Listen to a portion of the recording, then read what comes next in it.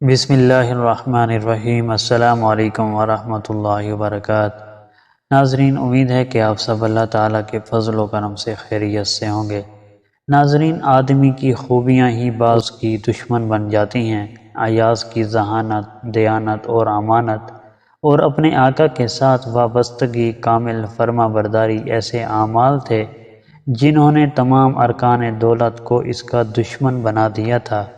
ایاز کے خلاف ان کے دلوں میں کدورت، بغض اور حسد کا مادہ روز بروز بڑھتا ہی جا رہا تھا۔ ادھر سلطان کا لطف و کرم اور جود و سخا ایاز کے حق میں بڑھ رہا تھا۔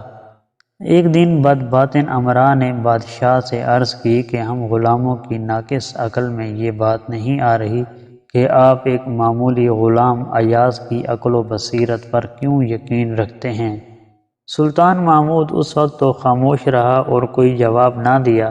کچھ دن بعد سلطان نے شکار کرنے کا ارادہ کیا اور اپنے 30 امیروں کو ساتھ لیا اور جنگل کی طرف روانہ ہوا۔ راستے میں ایک قافلہ نظر آیا تو سلطان نے اپنے ایک امیر کو حکم دیا کہ وہ اس قافلے کے پاس جائے اور اس سے پوچھ کر آئے کہ وہ کہاں سے آئے ہیں۔ امیر اس قافلے کے پاس گیا اور تھوڑی دیر بعد واپس آ کر بتایا کہ قافلہ شہر سے آیا ہے۔ سلطان نے پوچھا کہ قافلے والوں نے جانا کہاں ہے؟ امیر اس سوال کا جواب نہ دے سکا کیونکہ اس نے قافلے سے یہ بات معلوم ہی نہ کی تھی۔ پھر سلطان نے دوسرے امیر کو بھیجا کہ وہ معلوم کر کے آئے کہ قافلے کی منزل کہاں ہے۔ دوسرا امیر کچھ دیر میں جواب لے کر آیا کہ قافلہ یمن جانے کا ارادہ رکھتا ہے۔ سلطان نے پوچھا ان کے پاس سامان سفر کیا کیا ہے؟ امیر جواب نہ دے سکا کیونکہ اس نے یہ قافلے والوں سے پوچھا ہی نہ تھا۔ سلطان نے پھر تیسرے امیر کو روانہ کیا کہ جاؤ دیکھ کر آؤ ان کے پاس سامان کتنا ہے۔ امیر فوراً معلوم کر کے آیا کہ ان کے پاس ضرورت کا ہر سامان موجود ہے۔ سلطان نے دوبارہ پوچھا کہ قافلہ شہر سے کب روانہ ہوا تھا؟ امیر نے شرمندگی سے سر کو جھکا لیا کیونکہ اس نے یہ معلوم ہی نہ کیا تھا۔ مختصر یہ کہ سلطان نے اپنے تمام امیروں کو قافلے کے پاس بھیجا اور وہ سب ایک ایک سوال کا ایک ہی جواب لاتے۔ قافلے سے مکمل معلومات حاصل کرنے کی کسی نے زحمت نہ کی۔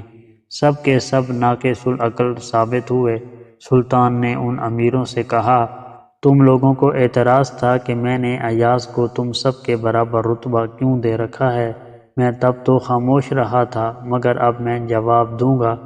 میں نے تم سب سے چھپ کر ایاز کو پہلے قافلے کے پاس بھیجا تھا اور جن 30 سوالوں کا جواب تم سب باری باری 30 چکروں میں لے کر آئے ہو، ایاز ان 30 سوالوں کا جواب ایک ہی مرتبہ میں لے آیا تھا۔